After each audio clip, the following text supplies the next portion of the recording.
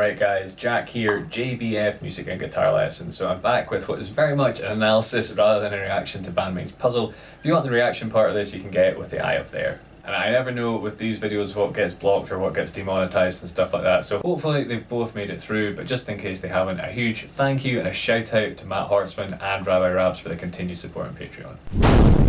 And if you want to chuck some money in the virtual hat, as it were, you can find the Patreon link down below. But what I'm doing here is this is what's really, there's a lot I could look at with the songs. If there's other parts you want me to break down, I'd be more than happy to. I think this has catapulted itself into my top 3 Band-Maid songs, at least somewhere around there. But it's the dynamics in the verse, particularly with the guitars, that's what I'm going to focus on here. Because they've taken what's essentially a simple idea and just varied it and expanded upon it and made it really cool. So, what is the simple idea, you ask? Well, it's a 6-4-5 chord progression. So just as a side note, I've figured out that they're in drop C sharp or drop D flat, however you want to think about it. I've busted out this guitar, which I haven't used in far too long, because there's a few repairs I need to do in it, but I'm quite enjoying how it's sounding, so this is good. It's not cutting out just yet. So I'm going to look at the rhythm part first, the lead part, and then hopefully kind of compare the two together, see how they combine. But if musos speak of this 6-4-5 sounds weird, it's just a way of kind of labelling a chord progression. It's just putting a name to something. So if you listen to any Iron Maiden or something like Stairway to Heaven, you know, Led Zeppelin song, you'll have heard the series of chords being played. It's a really kind of good rock sequence. Got like a minor chord to a major, going to major again, and it kind of wants to go back to that minor it started on. But what they do is they add in an extra chord here. This kind of, you can see it, I suppose, is a flat 6 chord, getting back to it. So at its heart, the verse is just... So that chord out of the key adds in this extra kind of level of crunch to it. So dynamic trick number 1, guitar tone. So I think Miku's probably using some sort of pedal to get the sort of sound, but all I'm going to do, I'm just going to be lazy here. I'm going to go to my neck pickup. It sounds a bit woolier, a bit bassier, so by comparison, here's the neck, here's the bridge. Right, so this is a bit softer, a bit more rounded. That was a bit heavier, a bit sharper. So she starts off the verse with this kind of more rounded sound, which I say is probably an effects pedal, but you can get a similar thing by changing pickups. And she's kind of plodding the rhythm.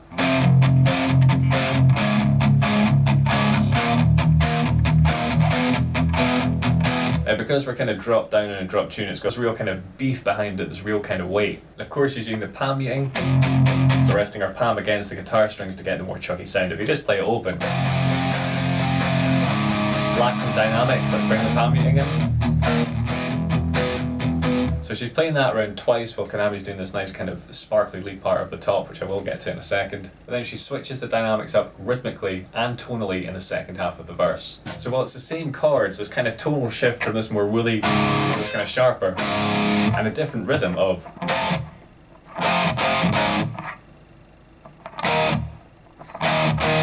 crunch from that chord, then this. So what they do there is they kind of chug,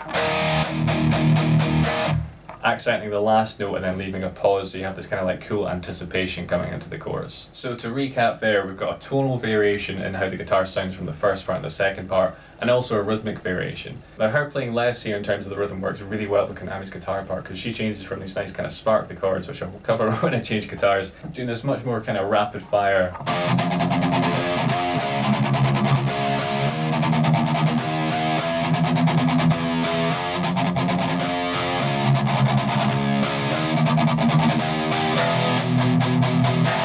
So they're kind of complementing each other, and the main beats that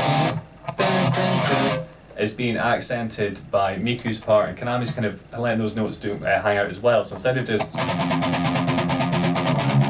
it's got that. So accenting that same kind of pulse to make it really pop out. And what I think she's doing here, rather than playing the full chord, is just playing one single note with a light bit of palm muting. So again, it's adding this kind of different texture in comparison to these, you know, big kind of full brash sounding chords. And then an extra cool dynamic thing, when they get to the final chord, they're both playing it exactly the same way with the same rhythm, so it has this kind of unified power, because they're kind of doing different things and it's like they're coming together, big accent, and then there's going to be a little pause and you know that it's going to kind of just kick off when the chorus comes in. Okay, so I've left this part to last because this is where it really goes up a gear and gets all the more confusing. So if you're still with me at this point, cheers. If you haven't subscribed already, feel free to do that. Likes, comments, you know, all that good stuff to feed the algorithm and let it know I like to see a bit more of this stuff. I'm going to play the part Kanami does first in the first half of the verse and explain why it's quite so kind of confusing. So we've got this lovely little triad here, kind of a clean tone. What I'm doing is using a combination of my neck and my middle pickups here on a kind of more cleaner sound than I'd usually do. There's still a bit of dirt on it, you can get a nice rhythm sound out of it. If I go to the neck pickup like I did before, you get a kind of softer sound. If I bring in this pickup, which is called a single coil, it's got a much lower output, much quieter sound. So you combine those and you get this kind of soft, slightly driven tone. So she might be using pedals, but I'm just using, out of laziness, I'm using pickup selection here. So you got this lovely thing.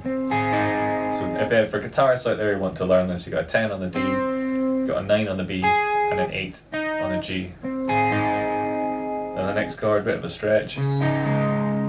So she might be in drop D, so she might be refingering at this, but we'll just stick with it this way. Let's not confuse it any more than is strictly necessary. So you got 4 on the D, you're up to an 8 on the G, and a 6 on the D. Same idea, but we're just going to move this first finger up here. So we've now got a 6 on the A, 8 on the G, 6 on the D. So. And it gets spicy with the next chord. Yeah! So what she's got here is the 7th fret on the A, 8 on the B, 8 on the G. Oh, it's just... Even by itself, that's a nice jazzy chord. So if we think about the chords Miku's playing, then it's got an F, which would be our 6th chord, down to a C sharp, which would be the 4th chord, up to what we've got is a D sharp, which would be the 5th chord, then a kind of an accidental chord, a chord from out the key is an E, which I think she might just be playing a root note there, and then it's back to the F and we continue the progression. So while this looks like Kanami is playing a nice little G sharp triad, what she's really doing is implying an F minor 7. She's playing its 5th, its flat 3rd, and the flat 7th. So rather than just being a type of chord, we get this nice, slightly jazzier, a bit mellower, right? When we go down to here, she's implying a 9th. So instead of it just being a straight C sharp major, do this note in. Which gives that kind of more modern, like a Sting message in a bottle, every breath you take, you know, that kind of sound. Then when the underlying chord goes up to this one here, it's kind of D sharp. What she's doing is keeping the same shape, but just moving up the root note. So we're now adding a 4th on top of the chord, so I'll try and put that together in one piece. So instead of it just being like this, the implied harmony has this note as well. So a lot jazzier. Like if we just played it, it's not particularly kind of ambient, but because she's adding these lovely chord extensions, what you call them, on top, right? And then you have this. Yeah, it's so lovely. And then when we get up to this kind of accidental chord, what she's doing is playing the root note, but then playing these two. So what we're really getting is a minor major 7 chord. All the crunch. This is a very uncommon chord to hear in rock and pop music because it's just quite spicy, isn't it? So she's got the root, a minor 3rd, and a major 7. A slightly classical sound to this. This chord comes from the harmonic minor scale. So classical melodies, you know, maybe something about like...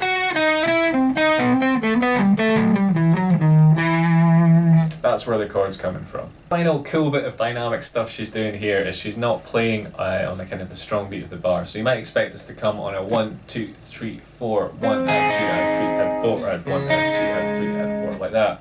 She's playing on the add a 1. So you have this 1, add 2, add 3, add 4, add 1, add 2, add 3, add 4, add 1, add 2, add 3, add 4, add 1, add 2, add 3, add 4, add 1, add 2, add 3, add 4, add.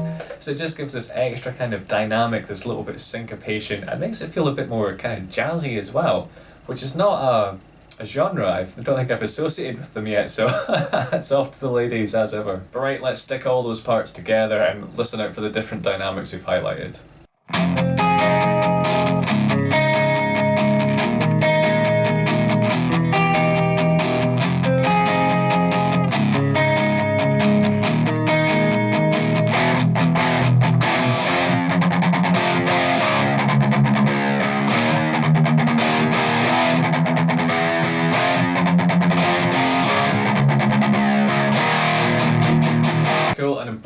dynamic trick that I didn't even notice till I was double checking everything there. What they do, just coming into that second section of the verse, is they both double the same riff, which you probably noticed me switching over to this guitar in Kanami's part because I couldn't tune that. The guitar I was playing her kind of higher twinkly part on. Like I say, so much I could do with the song. Like, I've not even looked at what's happening with the drums in that section alone. You know, we're not even taking into consideration the rest of the song and all the peaks and troughs and how everything's working together. And one of these days I do need to just do a full like 10-part series on just breaking down one song as much as possible. But I mean, it's fantastic, isn't it? Hit subscribe if you enjoyed it. You can check out more reactions there, or a Band-Maid specific playlist up there.